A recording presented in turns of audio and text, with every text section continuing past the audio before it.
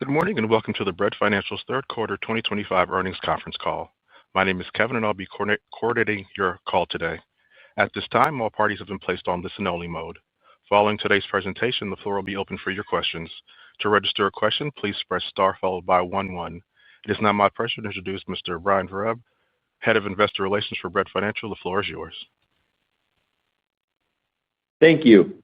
Copies of the slides we will be reviewing and the earnings release can be found on the Investor Relations section of our website at breadfinancial.com. On the call today, we have Ralph Andretta, President and Chief Executive Officer, and Perry Beberman, Executive Vice President and Chief Financial Officer.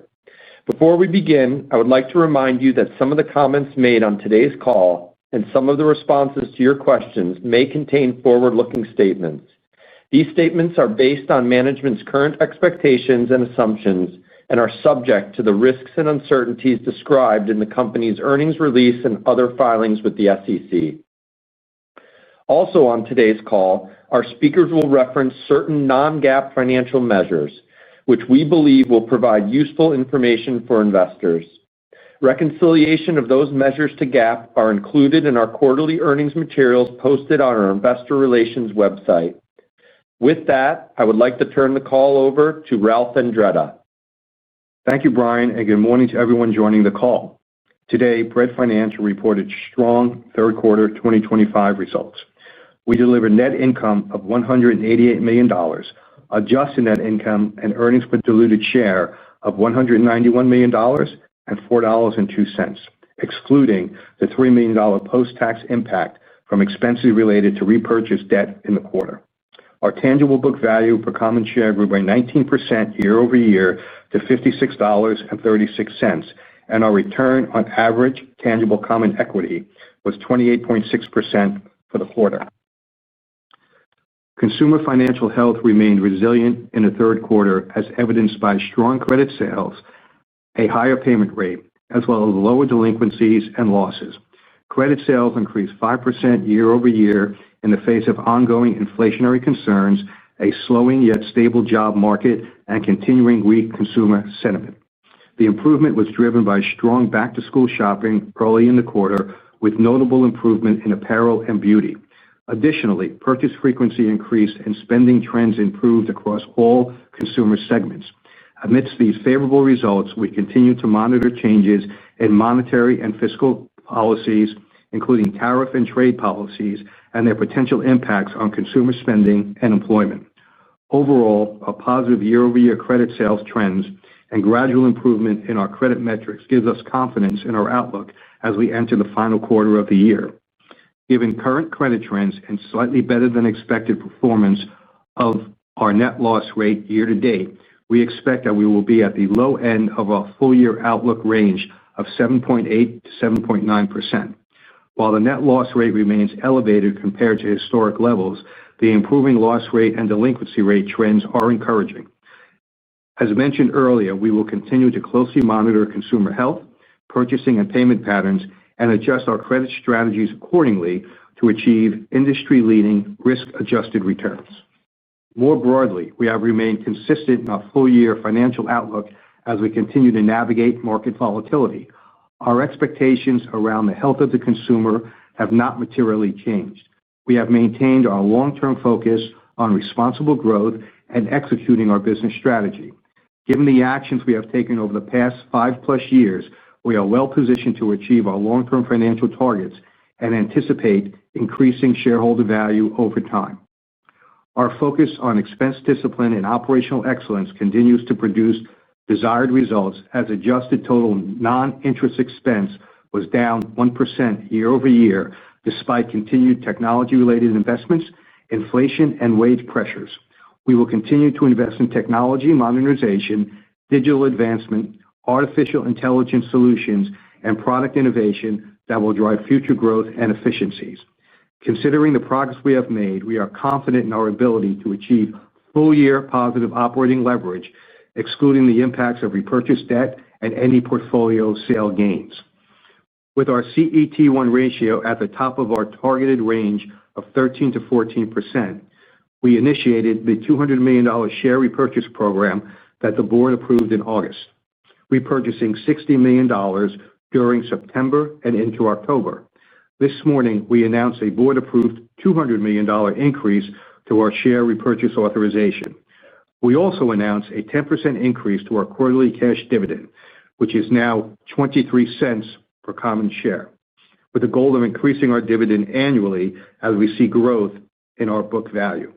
These actions, along with our proven strong capital and cash flow generation, underscore our ability to execute all of our capital and growth priorities concurrently, providing a solid runway to deliver additional value to our shareholders.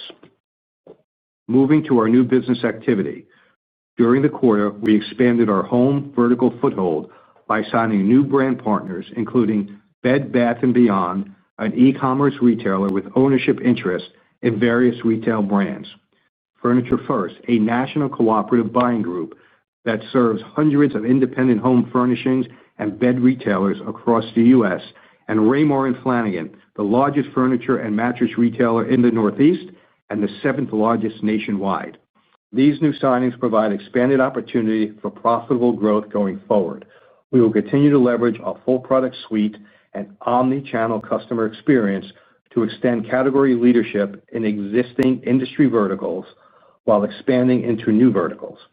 Strategically, our vertical and product expansion efforts continue to have positive impact on both risk management and income diversification across our portfolio.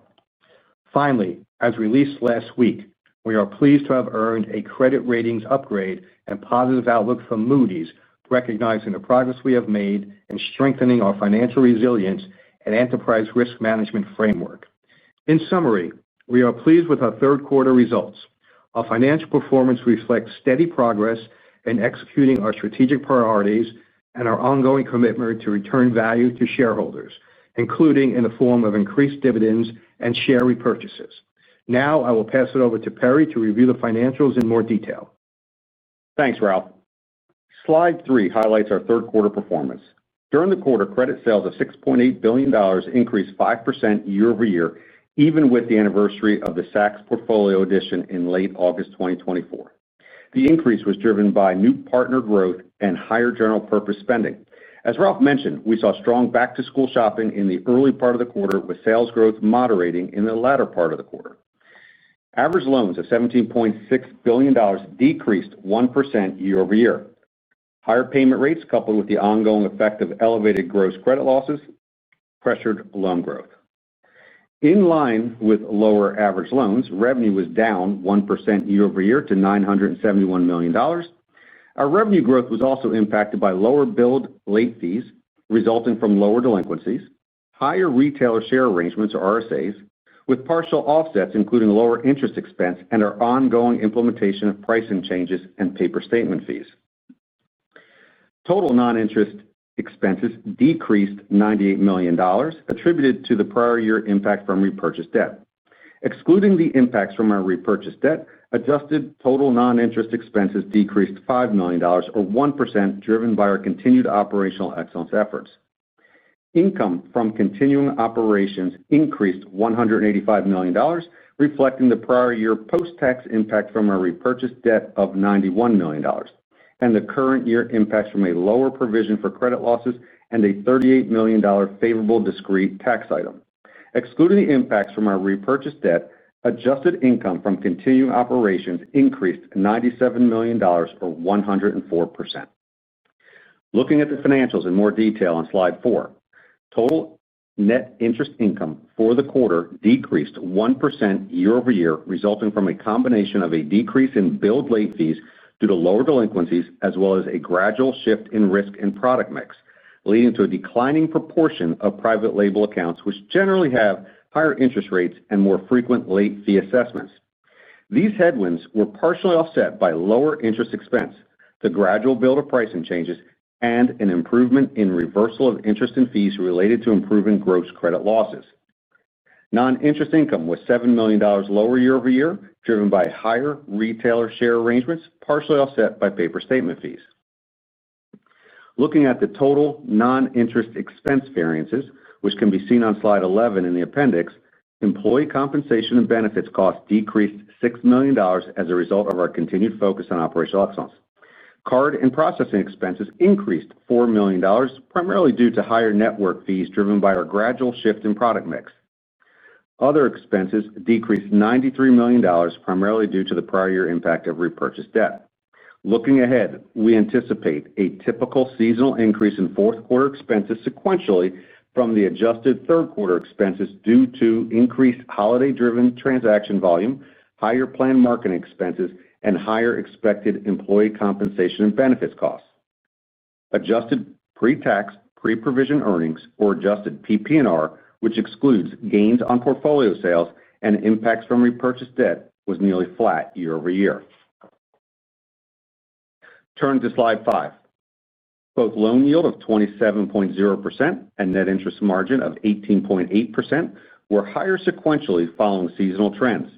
Net interest margin was flat year over year. A number of variables continue to impact our NIM, including the drivers I noted on the prior slide, as well as an elevated cash position and changes in Fed rates. Given continued improvement in payment rate and delinquency rate trends, we anticipate lower billed late fees for the remainder of the year to pressure NIM, while the gradual benefit from pricing changes will continue to be realized over time. On the funding side, we are seeing costs decrease as savings accounts and new term CD rates decline.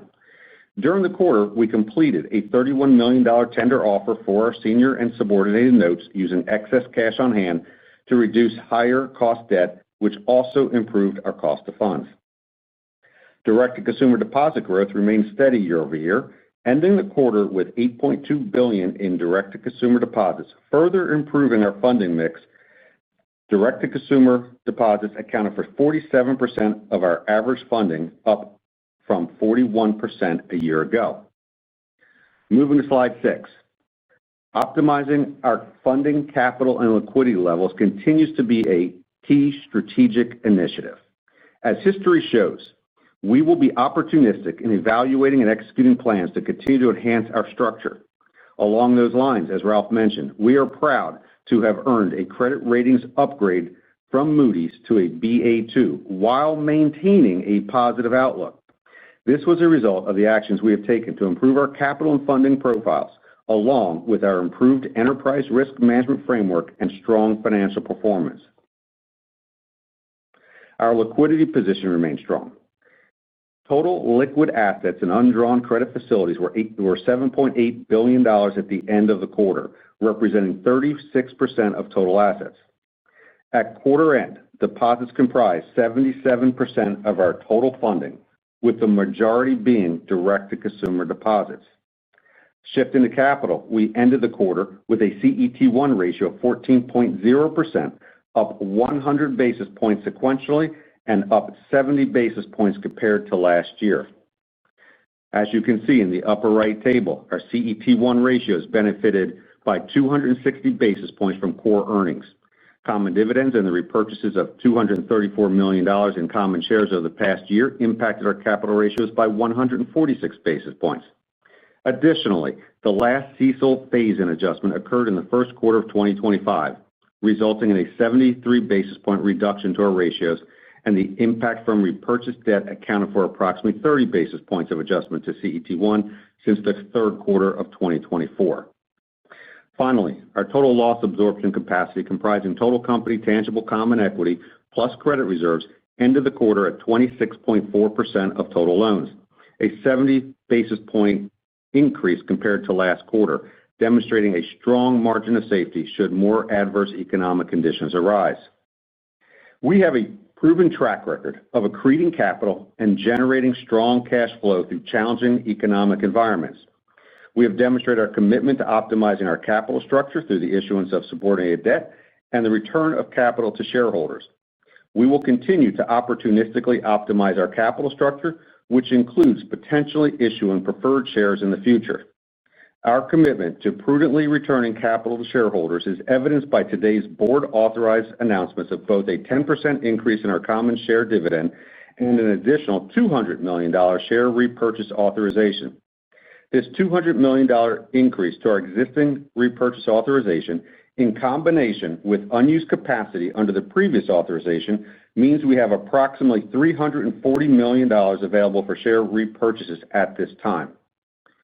We are well positioned from a capital, liquidity, and reserve perspective, providing stability and flexibility to successfully navigate an ever-changing economic environment while delivering value to our shareholders. Moving to credit on slide 7, our delinquency rate for the third quarter was 6.0%, down 40 basis points from last year and up 30 basis points sequentially, which was slightly better than normal seasonal trends. Our net loss rate was 7.4%, down 40 basis points from last year and down 50 basis points sequentially. Credit metrics continue to benefit from our multi-year credit tightening actions, ongoing product mix shift, and general stability in the macroeconomic environment. We anticipate the October and fourth quarter net loss rates will increase sequentially following typical seasonal trends. The third quarter reserve rate of 11.7% at quarter end, a 50 basis point improvement year over year and 20 basis points sequentially, was a result of our improving credit metrics and higher quality new vintages. We continue to maintain prudent weightings on the economic scenarios in our credit reserve model and given the wide range of potential economic outcomes. We expect the reserve rate to decline at year end before increasing again in the first quarter of 2026 following normal seasonality. As mentioned, our disciplined credit risk management and ongoing product diversification has continued to benefit our credit metrics. As you can see on the bottom right chart, our percentage of cardholders with a 660 plus prime score increased 100 basis points year over year to 58%, in line with our expectations. However, macroeconomic uncertainty persists, with inflation above the Fed's target rate, evolving trade and government policy impacts to both inflation and labor, and continued low consumer sentiment. As a result, we continue to actively monitor these trends while remaining vigilant with our credit strategies. But at this point, we do anticipate a continued gradual improvement in the macroeconomic environment. Turning to slide 8 and our full year 2025 financial outlook. Overall, our results have trended in line with our expectations, and our outlook remains unchanged from the previous quarter. We continue to expect average loans to be flat to slightly down. Our outlook for total revenue, excluding gains on portfolio sales, is anticipated to be roughly flat versus 2024. We continue to expect to generate full-year positive operating leverage in 2025, excluding portfolio sale gains and the pre-tax impact from our repurchase debt. Our results underscore our ability to deliver operational excellence and maintain expense discipline while investing in the business. Given the continued gradual improvement in our credit metrics, we are confident that we can deliver a full-year net loss rate in our guided range of 7.8% to 7.9%. As Ralph mentioned, based on current trends, we expect to come in toward the lower end of that range. Finally, with the $38 million favorable discrete tax item in the quarter, we have adjusted our full-year effective tax rate guidance to 19% to 20%. While there is variability, we would anticipate future years to align more closely with our historical target effective tax rate range of 25% to 26%. Overall, our third quarter results underscore the financial resilience and strong return profile of our business model.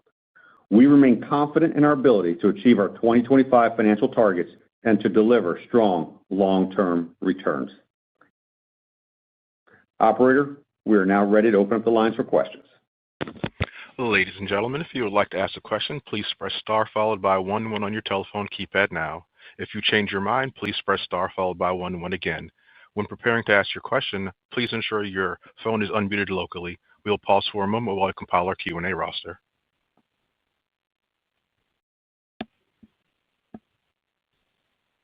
Our first question comes from Sanjay Sakhrani with KBW. Your line is open.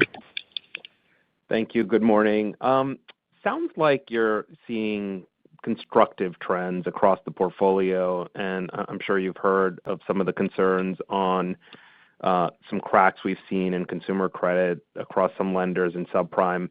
I'm just curious, as you've looked across your portfolio, have you seen any signs of weakness? Obviously, it seems like things are trending in the right direction. And then maybe, Perry, just related to that, maybe just the progression of the reserve rate, and the loss rate as we go forward if things are stable. Thanks.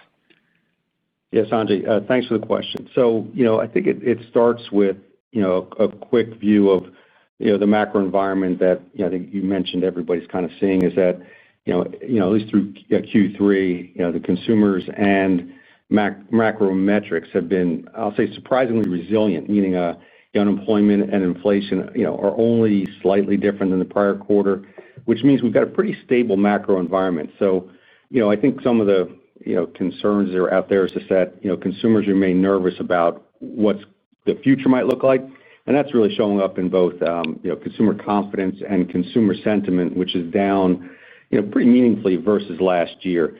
So there's going to be more to come on it. But for our consumers, as we've talked about, something that was very important is that wages need to outpace inflation for them to get a handle on their finances and their budgeting, and so that's been good. Right, wages have continued to outpace. With I think it was August data was around a little over close to 3.5%, like 3.4% growth, and inflation only being 2.9%. So that's good for our customers. So again, what does it mean going forward is going to be dependent on what happens around the Fed policy and what that then means to inflation. As the tariffs unfold and what happens with labor. So more to come on that. But then within our own portfolio, we are seeing stable, gradual improvement, and I'd say that's across all Vantage bands.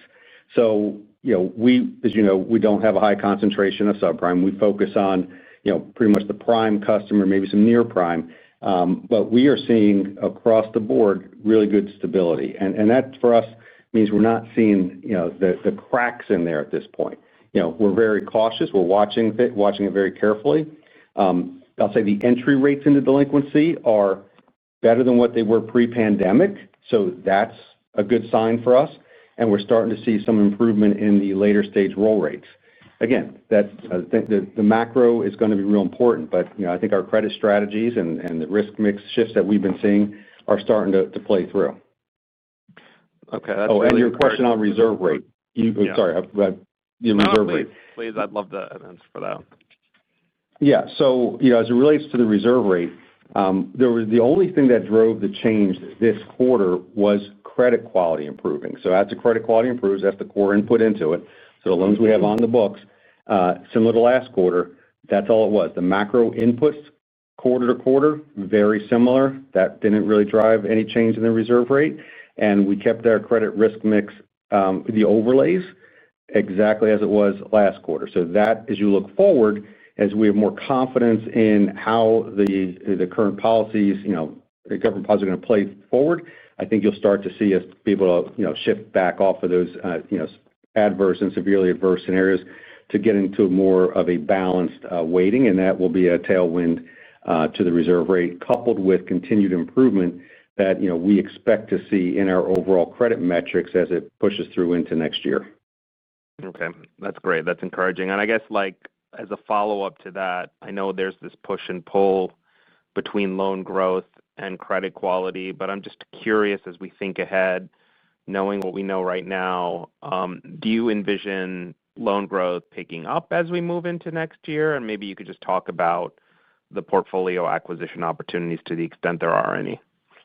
Yeah, I'll ask Ralph to take that one. Hey, Sanjay, good morning. Good to hear your voice. So, if I think about it, if I take a step back, we've seen credit sales, move in the right direction, 5% for the quarter. We've seen credit is moving in the right direction, more work to do, and we're signing new partners. We announced 3 new partners today, and we have a really robust pipeline. And a consumer that is resilient. So payment rates are higher, obviously, and fees are lower. I'll take a healthy consumer, any day of the week in terms of payment and credit. But given the fact that we're seeing growth, we're seeing the macroeconomic environment kind of be steady and new partners, I think you will see some loan growth going forward. Thank you. One moment for our next question. Our next question comes from Moshe Orenbuch with TD Cowen. Your line is open. Great, thanks. Maybe to just follow up on that, Ralph and Perry, a little bit in terms of, clearly there's things going on in terms of, kind of still temporary moves in the payment rate. But if you think about the new mix, of your card base, is there like a way to think about the ranges of, if you had 5% growth, in spend volume, what that would mean in loan growth once that phenomenon is kind of fully kind of played out, or what those normal gaps would be, given you've got now a different kind of base, more of it being co-brand spending and the like. Yeah, I think you're asking a question that's really relevant. It depends on the mix of the business that comes on. I mean, you heard Ralph mention the new brand partners coming on in the home space. Those would typically be larger ticket, probably a little bit lower payment rate. So that would have a mix effect. But then if you have more of a top of wallet co-brand card, that would have a higher payment rate. So it's really going to be mix dependent on what we have on. So I don't think it's very easy to say that if you had 5% sales growth all through next year, that 80% of that translates into loan growth. But certainly there's a factor on that, but it is going to be dependent on mix, and some of that is yet to be seen what that'll look like as we get into next year. Okay, thanks. And maybe in terms of some of the commentary on the margin and the impacts of the pricing changes versus kind of lower billed late fees, just given the way you think about the the kind of the credit improvement, I guess, is there a way to kind of dimensionalize how long it's going to take for till you no longer have that, or that billed late fee kind of bottoms out, and so that the pricing changes actually will start to increase faster and outweigh that? Kind of any way to kind of dimensionalize that? Thanks. Yeah. Again, another good question. Of course, the way to think about it is, the billed late fees are obviously going to follow delinquency trends, and that is what we're all eager to see is how quickly does delinquency get to its steady state, of what gets us towards that through the cycle number. So that will be leading, and then trailing within 6 months. I guess you then have that improvement in the reversal of billed interest and fees. So those kind of will be some, it's a headwind on the lower billed late fees with delinquency. You do have the tailwind that goes with the gross loss improvement. Those two things come together. Then you also then have, a shifting risk mix, product mix within the business, which, when you put on some more, higher quality co-brand, has a little bit lower APRs and yield versus private label. So that comes through, but then you do have pricing changes that have been made that, continue to build. So there's a lot of moving parts in there, coupled with prime rate reductions when we're slightly asset sensitive. So yeah, I wish there was something to say, hey, where's that, perfect inflection point? But with all those moving parts, we'll obviously give more guidance as we get closer to January, so that we have a better line of sight into exactly what our view is of mix, and tie that into what the macro improvement will be, as well as the credit improvement within the portfolio. Okay. Thank you. One moment for our next question. Our next question comes from Mihir Bhatia with Bank of America. Your line is open. Hi. Thank you for taking my question. I did want to just continuing this conversation around credit sales and loan growth. Maybe just how are you thinking about credit sales in 4Q and into 2026? I think you mentioned there was a little bit of moderation as you move through the quarter after a strong back-to-school season. So just trying to understand, do you think we're in a little bit of an air pocket right now before you get to holiday shopping? Or just how are you thinking about holiday shopping? What are you hearing from your retail partners? Thanks. Yeah, so credit sales, again, we're seeing some pretty good growth in credit sales right now. As mentioned, it was early in the quarter with back to school was stronger. September moderated a little bit, still positive, and we're seeing a similar trend in October, still being up year over year. I think we're seeing different reports, but expectation is retailers are going to be pretty aggressive, trying to draw the customers in, possibly early. So consumers are looking for discounts, they're looking for promotions, and reward programs are going to be real important to make that happen. I mean, consumers, and I think we've said this for a while now, we've been very impressed with how consumers have been responsible with their budgets. And in this period of time, they're going to be looking for deals and ways to make that budget stretch or go further. So if retailers come out early in the holiday season with good deals, I expect consumers will spend on that.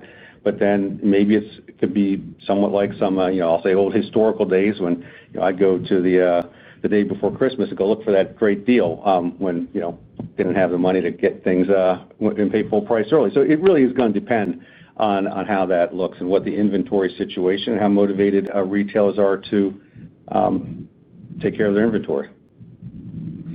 Got it. Thanks for that. That's helpful.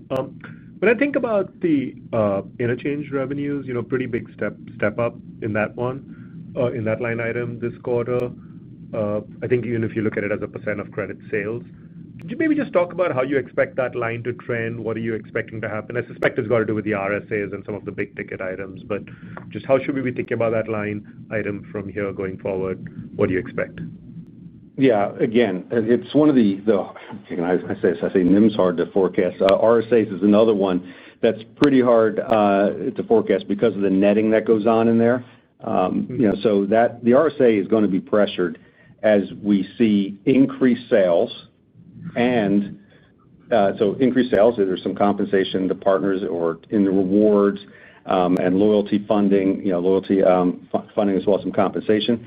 And then also, when you have revenue shares, when you have losses coming down, it leads to a higher revenue share, profit share with partners. So you've got sales-based rebates, you've got the revenue share in there, you got the profit share, and everything I just mentioned around the rewards funding. In addition, when we've been seeing some lower big ticket purchases, then MDFs are pressured because of that softness. So as the big ticket bounces back, if that happens in some of the verticals, that could be a tailwind. But as the spend grows, you also have some more partner share and revenue share. So there's a lot going on in there. Understood. Thank you. One moment for our next question. Our next question comes from Jeff Adelson with Morgan Stanley. Your line is open. Hey, good morning, guys. Just wanted to focus a little bit more on the pipeline and the signings you announced this quarter. It seems like the home vertical was more of a focus for you this quarter. Is that something you're looking to focus on here, maybe creating a little bit more of a network effect around the home area and, launching a joint card like one of your competitor has? And then are there any other verticals you'd call out as areas of focus for you going forward? I mean, you mentioned the healthy or the robust pipeline, so maybe just sort of focus on what's in the pipeline. Yeah, thanks for the question. The home vertical is a good one for us, right? Because it's discretionary, non-discretionary. There's home repairs and there's other discretionary furniture. So we view that as a very active vertical for us and very strong vertical. And we'll most likely add to that as we move forward, which I think is positive for us. So, we'll, again, could be one of the leading contenders in that vertical as we are in beauty and a couple of others. So we look across our portfolio. It's diversified now. We've de-risked it in terms not only of product, but also of industry. So we feel really good about that. The pipeline is robust across all those verticals. So we're looking forward to adding new partners within this vertical, establishing new ones. We've got a travel vertical that's doing very well. Beauty is still a big contender, and now with this home improvement and home furnishing vertical, we feel that also would move forward. So we are kind of insulating ourselves from any one vertical that there'd be an issue with. Usually it was if the mall went bad and apparel was a bad vertical, that would throw us off. Now we're kind of insulated from those type of, one-off verticals that tend to, that may be impacted by the economy. Okay, great. And maybe just to follow up on capital return, you've been on a little bit of a roll here with the buyback authorizations. I guess just maybe any sort of way to think about like what needs to happen for you to move past this medium term 13 to 14? Is it just, settling the preferred, maybe getting your credit rating up to investment grade? I think you're now a couple notches away. And have you thought about maybe establishing a larger repurchase authorization, or do you prefer to be a little bit more on the quarterly cadence or half year cadence here? Yeah, real good question. So, as we think about capital, one, let me start with, we've not changed our capital priorities, right? We have always said we're going to, fund responsible, profitable growth. So some of what will inform our capital authorizations or share repurchase authorizations in the future will be based on the growth that we have in front of us. We'll continue to invest in technology and our capability to serve our, brand partners and customers. And we'll make sure we maintain those strong capital ratios and obviously return capital as appropriate. And to your point, though, on, right now, our, binding constraint is to, CET1 around that 13 to 14%, which we said was our medium-term target. And so, we got to the top end of that this quarter. We have confidence in what we see going forward. And the important part was that we wanted to make sure we had enough authorization out there to provide us capital flexibility should we choose to do something to further optimize our capital stack. And, when you talked about, what would it take to lower our binding constraint to CET1 down to that 12 to 13%, which is what we said in our investor day, would be our longer-term target. It does mean introducing some Tier 1 capital in the form of preferreds over time. Okay. But really, the ratings upgrade is less relevant to that. That's more around, what happens with senior debt or, senior notes in the future and other, financings that are keyed off of those ratings. Okay, great. Thank you. But we don't need to get to an investment grade to take capital actions. One moment for our next question. Our next question comes from Reggie Smith with JP Morgan. Your line is open. Hey, good morning, guys. I was looking through your slide deck, and my rough math has like your BNPL sales volume up, maybe 100%. That's probably a dirty calculation, but I guess there's a lot of investor interest in the BNPL space, certainly over the last couple of months. I was just curious, do you guys offer or have like a dual BNPL proprietary card today? And is there an opportunity there to kind of do more on that, kind of blended dual purpose cards? I have one follow-up. Thank you. Yeah. So I think you got to look at our full product offerings, right? So I think if the way you look at it, so we have co-brand cards, and that's I think co-brand cards right now are probably the majority of our spend in terms of going forward, discretionary and non-discretionary. Private label credit cards, absolutely have private label credit cards, and we see spend continuing on those cards. And then we have buy now, pay later. Now, buy now, pay later is a paying for an installment loan, right? So you have two types of buy now, pay later out there as well. And then lastly, we have our prop cards, right? Our prop card is a small but growing portfolio. So it becomes a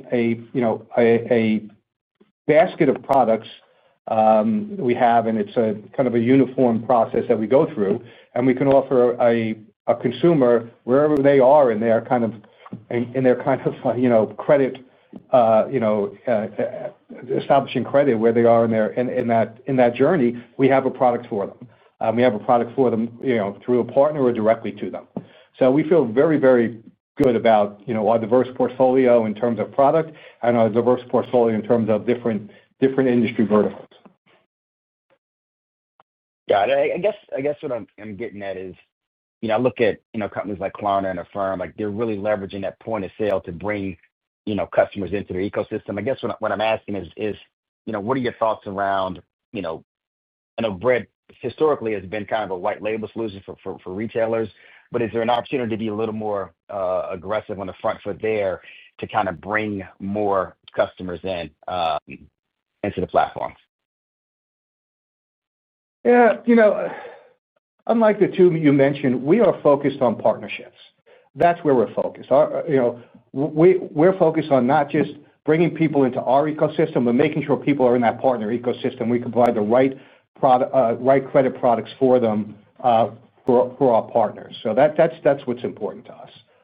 We have some direct-to-consumer. As you know, we have direct-to-consumer in terms of our credit card. We have direct-to-consumer. Even on Bread Pay, we're on certain sites where you'll see our button. But our main focus is ensuring that we provide our partners with the right products for their customers to drive loyalty, no matter where they are in their credit journey. And we have that basket of products to do it. That actually makes sense. Okay. Real quick for me, last one. Thinking about like AI and automation and the potential there. Like I've seen some reports that like AI and automation could have a multi triple digit kind of basis point impact on efficiency ratios in like the credit card and banking space. Like how are you guys thinking about that longer term? Like is there I would imagine there's like an opportunity there, but just maybe can you frame that out longer term for us? Thank you. Yeah, Reggie, thank you. So, we agree there's definitely opportunity with AI, and, we've been engaged with it for a while. So for us, we look at AI as an opportunity to accelerate our operational excellence objectives. We've talked about that, right? Simplifying and streamlining, automating our business processes, driving increased efficiency. It allows us to deploy new capabilities. It reduces risk and improves controls while enhancing the customer and employee experiences. And it also allows us to accelerate innovation and move things through the tech pipeline faster. And when we're able to do that, you're able to drive growth. So it's beyond just efficiency.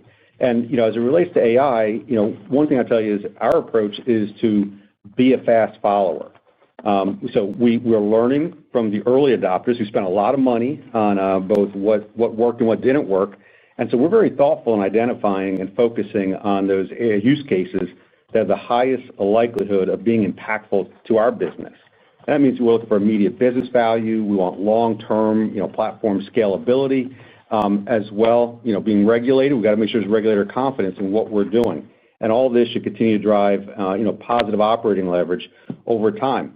So, the one thing also around, Bread Financial and with our terrific technology team that we have, we're nimble in how we can deploy things across the company. And, but AI is not new to us. And that's the thing that I think, I want to be clear on as well is, we have over 200 machine learning models out there across many functions, including credit, collections, marketing, and fraud. We've enhanced over 100 processes, to date with, leveraging robotic process automation. So, look, there's a lot of opportunity ahead of us, right? Like, generative and agentic AI are exciting developments, and we're going to be, ready to go with some of those. And but we're excited about what the future holds with this, and there are opportunities. But I would look at it as continuing to help contribute to driving growth and driving positive operating leverage and helping with efficiency ratios over time. Yeah, I think our approach is very prudent, as Perry said. We're a fast follower, but listen, at the end of the day, we're a regulated industry, so we're going to protect our customers' data. We're going to protect all their information. We're going to make sure nothing enters our environment that is harmful in this world of ever-changing technology. But our focus on AI is to enhance the customer experience, make sure our employees have the tools in their hands to better serve our customers and partners, and make sure that we gain efficiencies across the patch, and that we're using it for better decision making and better revenue generation. Perfect. Thank you, guys. One moment for our next question. Our next question comes from Dominic Gabriel with Compass Point. Your line is open. Hey, guys. Thanks so much for the call. And I don't know what else to say. Congrats on the buyback and the execution here. It's many years in the making. At some point, though, when do you think the industry stops using the terminology resilient consumer? Because at the end of the day, we mentioned that, across the credit spectrum, all the vintage scores improving. You said that actually it sounds like there's acceleration in the improvement of your delinquencies at quarter end. I mean, when do we get to the point when we just say the consumer's solid across the spectrum and, credit looks pretty good and it's trending back down? I guess, what are you guys seeing as far as that? And then I just have a follow-up. Yeah, I think I'd go on record saying, I think the consumer is stable and credit is improving. Now, again, we're still seeing elevated delinquencies and elevated losses, so we're not where we need to be.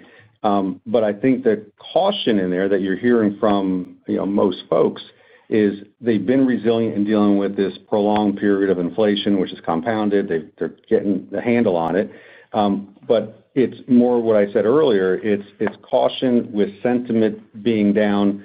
Everybody's a little nervous with the uncertainty that's out there of what's to come. And I think as soon as this certainty comes forward with what the tariff implications would be and other policy things, what it means to labor, and businesses can start to invest confidently in jobs, I think you're going to see the narrative flip. I think it's the uncertainty component right now that is why you're hearing a little bit of cautiousness. Yep.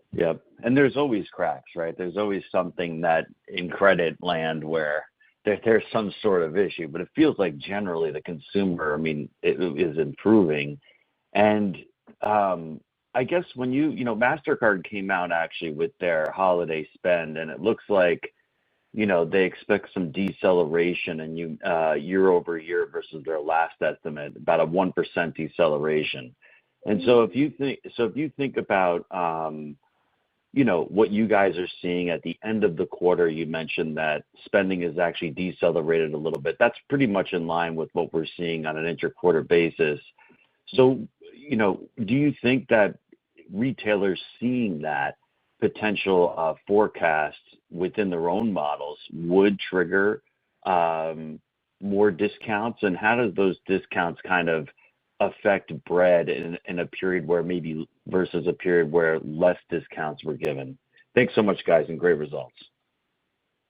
Yeah, I think you will see the retailers probably push discounts and reward opportunities probably more forward in the buying cycle for the Christmas holidays to pull that forward. But I think consumers are savvy. They're going to look for those discounts. They're going to look for those. How do I monetize and optimize my reward programs out there? So I don't think that's changed from any year. I think you'll see that. You've seen that in the past. I think you'll see that in the future. You may see it a bit earlier. It may be a bit steeper by certain consumers or certain verticals, but I think you'll end up seeing that. Thank you. One moment for our next question. Our next question comes from Vincent Caintic with BTIG. Your line is open. Hey, good morning. Thanks for taking my questions. And actually, so two of them, and they're kind of follow-ups to some earlier questions. So kind of to the point about your good credit trends and where you're underwriting. You're talking about a positive consumer. Late fees are coming down, but that's an output of the better credit that you're experiencing. And then you're expecting a gradual improvement to the macroeconomic environment. So I'm wondering if you still consider your underwriting to still be tight, and if so, at what point do you lean into growth? Thank you. Yeah. So one thing, Vince, thanks for the question. One, as we've said for a long time, we're running this business for a long-term focus. So we've been making targeted adjustments to our underwriting segments as we go, looking at risk and reward, make sure we get paid for the risk we take. And so that's been dynamic. As customer behavior improve both on us as well as off us, what you see in the bureaus, and as well as macro considerations are all factors into our decision. So we've been executing a gradual unwind of that was just there for the macro tightening. But it's been deliberately improving the mix of accounts that's been moving us more towards Prime Plus. But again, it's not this wholesale change. But at the same time, you have tightening happening in other places where you might see a little bit of weakness in certain cohorts. But our underwriting philosophy has remained, profit focused. We're looking to deliver some industry-leading ROEs, return on equity, and get our losses down to 6%. But as we think about the improvement that we're looking to see in our loss rate over time, it's not going to be fast and furious getting down to 6%. We're not doing things that would be overly detrimental to our brand partners, right? So when we talk about trying to get to 6%, we're trying to get each vintage to perform in line with expectations. Now, we could have taken a more, I'll say, draconian approach and really driven, I'll say, a new vintage down to, say, 4% losses, which get our overall loss rate faster, but that'd be detrimental to our brand partners. If we were just mainly a branded business, we could probably do something like that to ourselves, but this isn't the business we're in. So we're very thoughtful about that, and I think you're going to see that consumer health and macro considerations will help drive, what we do with underwriting. But we're really pleased with the new accounts that we're seeing coming in, with the average Vantage scores, around 720, with over 72% being prime. So we're very thoughtful on how we manage line assignments. So obviously, customers that come in the door that are more near prime are getting a much lower line assignment, but all those things factor in, and that helps with that low and grow strategy we have with credit. So we're a very seasoned credit team, and we're very thoughtful about how this goes. But all this together, as Ralph said, we're going to hit this inflection point of growth as credit improves, meaning we have less losses, macro improves, the book we're putting on. This is going to start to translate into growth as we start to march in through next year. Yeah. I think if I had to put a sentence on our philosophy is our underwriting is prudent with a focus on profitability. That's how I would put if I had to put a soundbite on how we think about credit. Okay, great. Thank you both. And then, Perry, just a kind of a follow-up, and it's great to see the additional share repurchases and your execution of that. You mentioned that it would take issuing preferreds to get down to the 12 to 13% CET1, and I'm just wondering what you need to see to feel comfortable kind of executing on maybe issuing those preferreds. Thank you. Yeah, it's just consistent with what we've said for, I think since, last Investor Day. It's, just being opportunistic and, making sure that it's the right time and our company's in the right position to do so. And it's market dependent. Okay, great. Thank you both. And I'm not showing any further questions at this time. I'll now pass it back to Ralph Andretta for closing remarks. Well, and thank you all for joining the call today and for your continued interest in Bread Financial. We look forward to speaking to you next quarter, and everyone have a terrific day. Thank you. Ladies and gentlemen, this does conclude today's presentation. You may now disconnect and have a wonderful day.